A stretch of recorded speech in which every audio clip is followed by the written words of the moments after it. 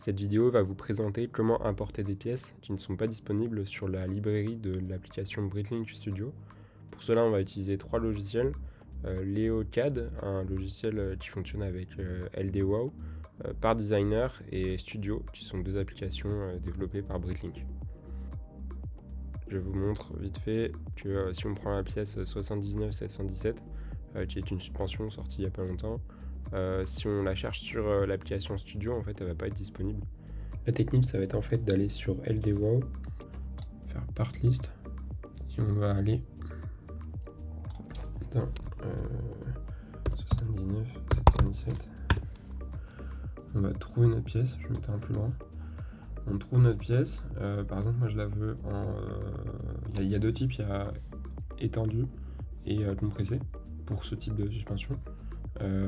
Et donc là, on va prendre celle compressée, comme moi j'ai déjà fait celle-là. Donc je vais vous montrer sur un autre cas. Donc là, elle est bien compressée et ça nous met que en fait cette pièce n'est pas encore sortie, pas encore vérifiée. On va voir qu'en fait normalement ça va bien marcher. On va faire download et ce fichier-là, on va l'ouvrir. Ok, là on fait open. Et là, on l'a bien. Cette pièce-là, du coup, on va venir l'exporter en fichier wavefront. Donc, on a un format en .obj.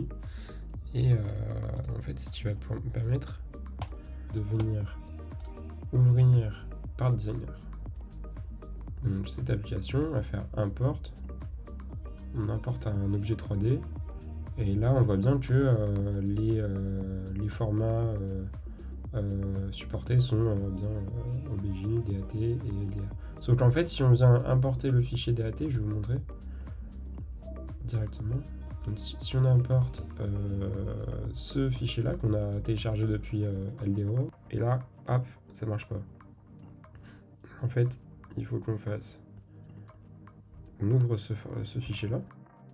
On fait bien fixer size. Maintenant, en fait, on va voir qu'il n'y a aucune connectivité. Je peux vous montrer, en fait, si on importe une pièce, on va importer celle-là. Là, en fait, on va voir qu'il y a plein de points de connexion. Voilà. Donc, le jeu, ça va être de venir placer, positionner ces points de connexion sur le fichier là qu'on vient d'importer.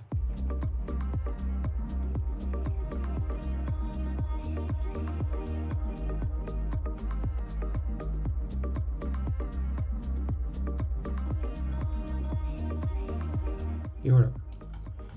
Donc là, ça c'est bon. Il n'y a pas de couleur. J'ai pas encore trouvé comment faire.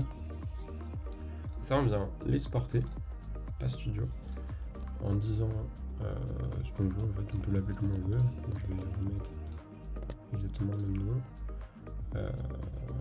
Et là, on fait export. Et maintenant, quand on revient vers Studio, regardez, si on va dans Custom Parts,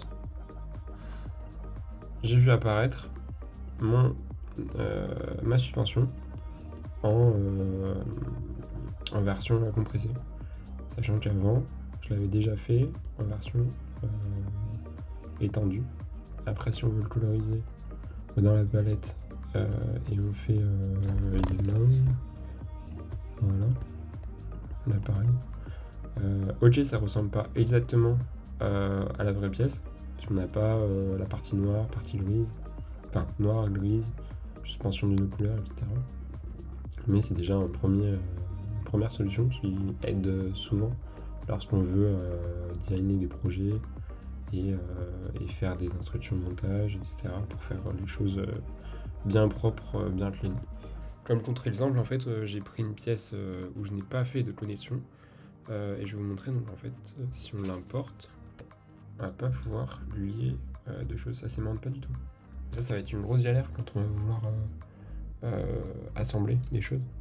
Vaut mieux passer par l'étape de PartDesigner où on va faire des liens pour assurer plus de simplicité après.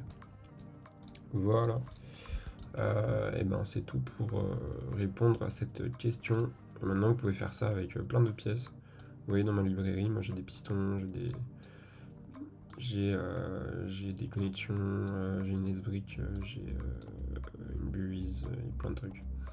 Donc voilà, vous pouvez faire ça avec tout, même avec vos propres pièces en fait. Un exemple. Hop. Alors ça, oui, j'ai pas fait la connexion, ça c'est une erreur. Mais regardez, donc là on a un pneu, du chargeur sur pneu que j'ai fait, que vous pouvez voir sur ma chaîne YouTube. Donc il y a un pneu en fait que j'ai designé en 3D sur un logiciel de CAO et que j'ai exporté en .obj dans Part Designer. Et pareil pour ce fichier là qui était à l'origine un fichier STL.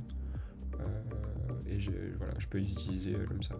Sachant que ça dans la vraie vie, je l'ai imprimé en 3D. Enfin voilà, il y a plein de possibilités qui laissent place à l'imagination.